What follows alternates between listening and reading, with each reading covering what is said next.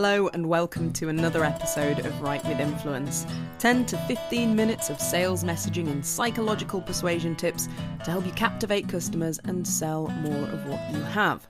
And with some illustrative sketches thrown into the mix because learning how to mind meld people into clicking a buy button shouldn't be dull, it should be fun. First of all, tell me, what's going on with you? Now you can tell me, it's just you and I right now. Anything you'd like to get off your chest? Perhaps you're celebrating a big win, perhaps a new promotion. Or you're trying to figure out why your last promotional email didn't bring in the flood of orders you were expecting. If you want to tell me about it, I want to hear, and you can get your message to me by using the comments box on the show page. Feel free to celebrate a success and I'll cheer along with you, but you can also share a challenge or a frustration and we can see if we can work it out together. Quick caveat on that last part though, I'm really only good at solving sales messaging and copywriting problems. If you're trying to figure out why you purchased that set of 7 reusable silicone food cover lids that you saw very late at night on a Facebook video advertisement, the ones that seemed an amazing idea at the time, especially when the black and white portion of the video where someone was really struggling with cling film, plastic wrap if you're one of my US friends, made you see how hellish your life had become without the aforementioned reusable silicone lids, only to then receive them and end up using 2 out of the entire set. Well, I'm afraid I can't help you because I'm still trying to figure that one out. On to the show, and this time round, we're talking about using risk in your sales messaging and copywriting. Risk should absolutely be an element of your persuasive sales message.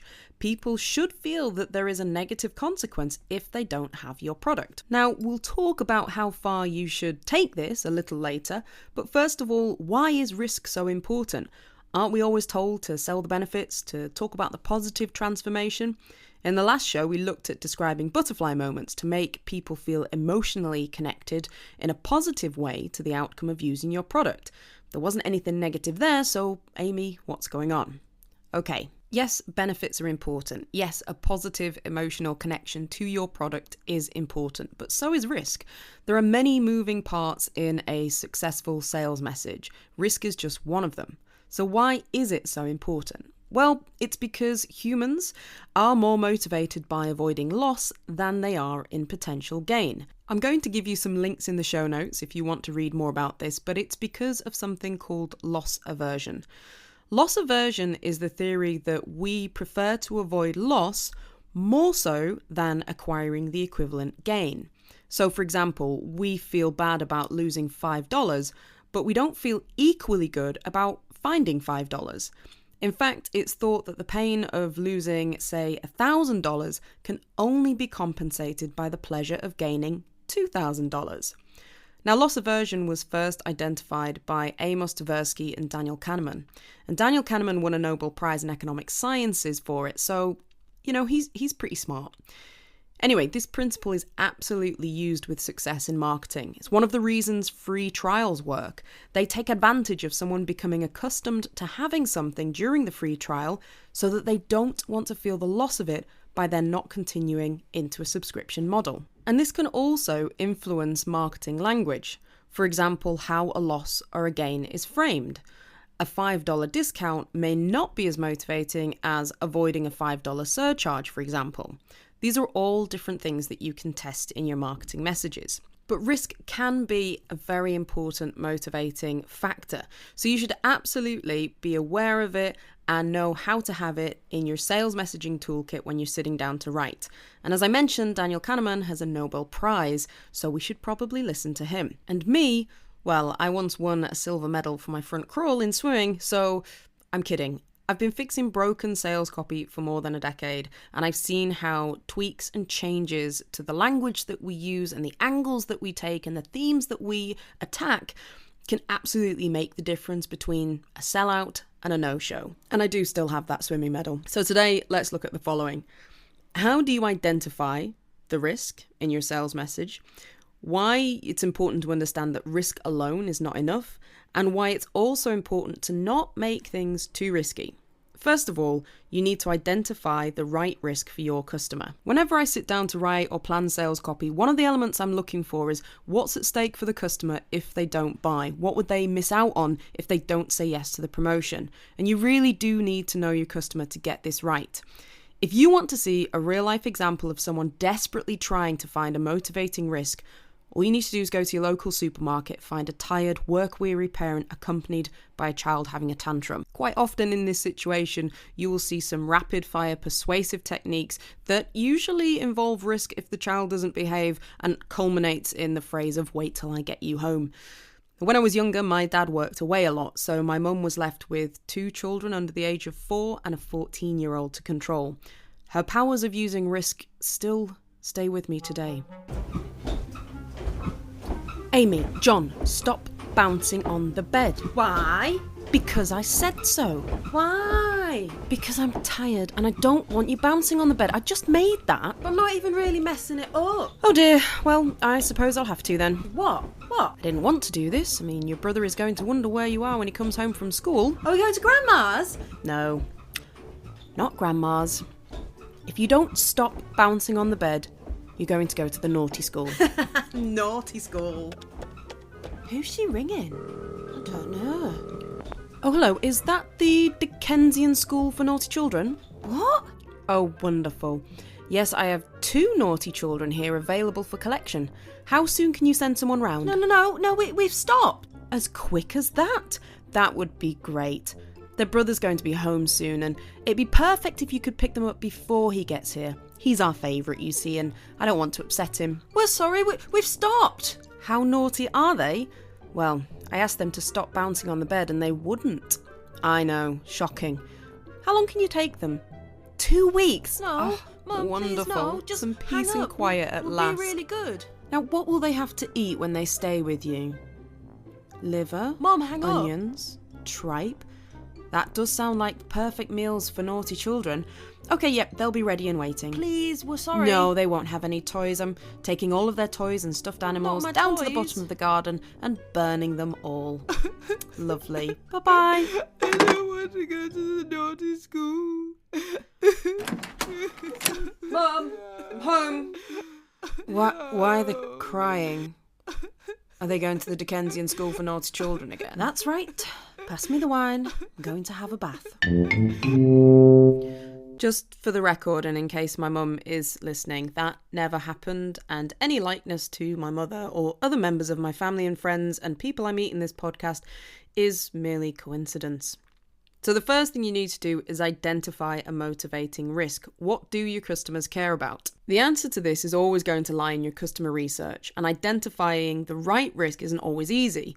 What we might think would be motivating factors for our customers might fall on deaf ears. Think about motivating someone to give up smoking, for example. For some people, the risk to their health might be enough to make them stop, but for other people, it might be saving money.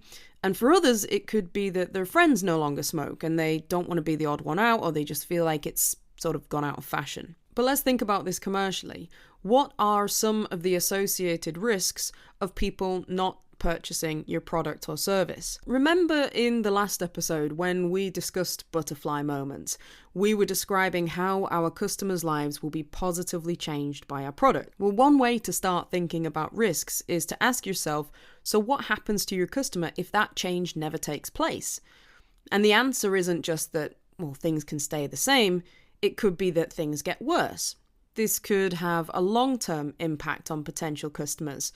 If you don't purchase that time management book, you might be forever feeling swamped and stressed by work and life, and over time, this could make you pretty miserable. Or it might be that customers face a more acute risk. If they don't fix a leak fast, they're going to end up with thousands of pounds of flood damage.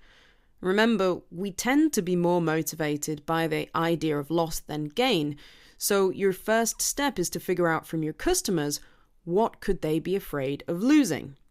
And then the next thing that you need to know is that risk is not enough. Your customers have to feel a pressing discomfort about not solving their problem. For example, compare this scenario.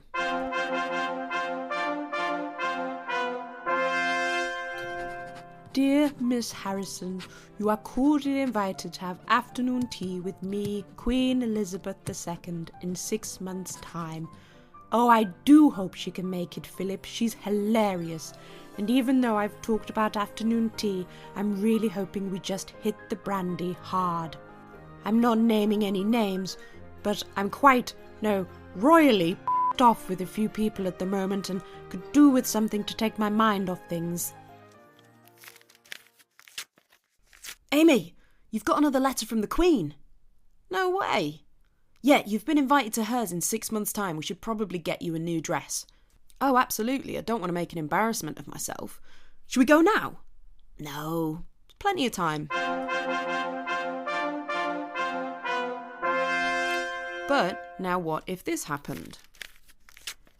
Amy, you've got an invitation to see the Queen. Yeah, I know. No, she sent another one. She said she's having a really hard time with you-know-who and wants cheering up now. She wants you at the palace tomorrow. Amy, you're wearing your dad's sweater. We need to sort out your wardrobe now. Oh, God. Shopping.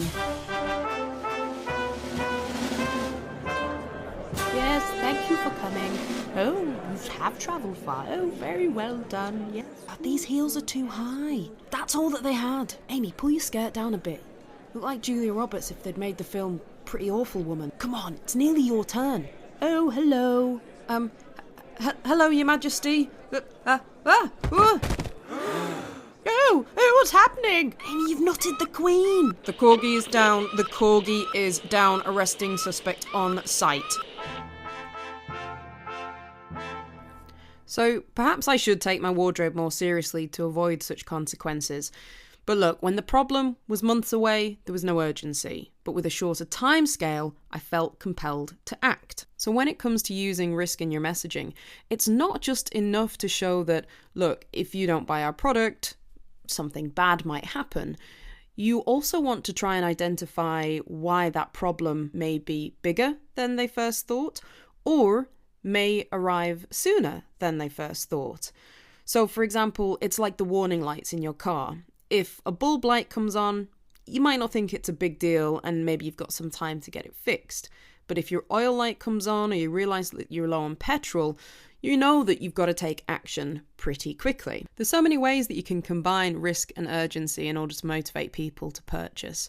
Say you're a conference, you may use the risk of missing out on the latest industry trends. You don't want the idea that your competitors will be ahead of you and be able to start planning strategies and techniques and tactics that you don't know about because you don't attend the conference. You might even need to educate your customer and show them that the timeline for solving the problem and avoiding risk is shorter than they may think. Let's say that you do dog behavioural courses and you might say that, look, if you don't have your dog under control by the age of so many months, there's a real risk of aggressive behaviour setting in. Or if you can show that the problem is going to get bigger and more expensive to solve if left alone, that again can be really motivating, this great combination of risk and urgency. Now, one thing that you don't want to do is scaremonger your audience. One of the guys that I work with talks about this and explains it by saying, look, this is not a country song. If people don't use your product, they won't lose their job, their woman, their dog, and end up living under a bridge. To stop you doing this, ask yourself two things. First of all, is the risk believable? And also, do people feel that they can solve it? Because you don't want people thinking that the problem is so insurmountable that there's no point in trying. There are different ways that you can make people believe your risk and believe the urgency around the timeline. You might have anecdotal case studies, examples of people who have failed to take action and suffered a consequence. Statistics can also help. For example, if you're a consultant for bars and you can show that 40% of bars in a particular area have closed last year, that brings the risk into a sharp focus. You might even have visual evidence of the consequences, a collapsed ceiling from water damage, for example. And there are also many ways to show people that the problem can be solved.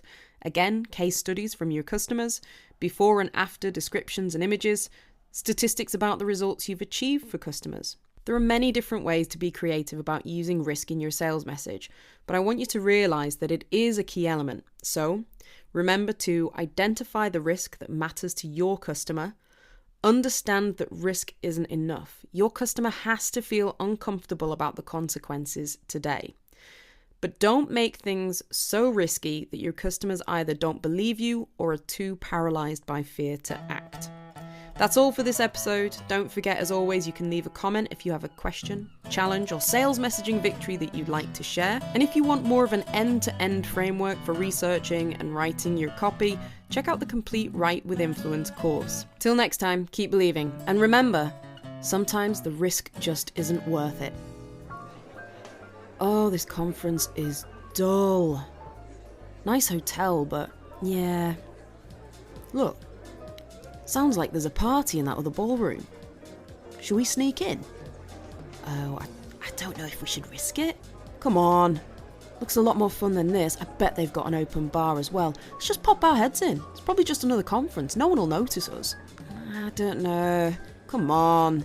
There's no risk. What's the worst that could happen?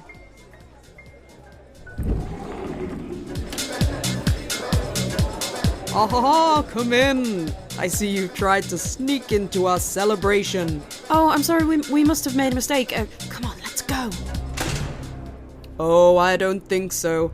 That's okay, you're just in time to be our guests of honor at this annual gathering of People Against Conferences. Wait, no, stop. Let go of me. Every year we gather in a large hotel and throw a wonderful party, just waiting for people to try and sneak in from a nearby conference and look for the free bar. You were looking for free booze, weren't you? No? Don't lie! Yes, we were. Please just let us go. No. Come on up on stage. That's it. Fix them to the rotating board. Now, who wants to come up and practice their knife throwing skills? That's it, Smithy, come on up. I do like those spectacles of yours. Are they new? Yes, they are. Got them the other day at the optician's. Hey, you'll never guess who I bumped into at the optician's. Who? Everyone. Ha ha ha. Good one, Smithy. Now throw.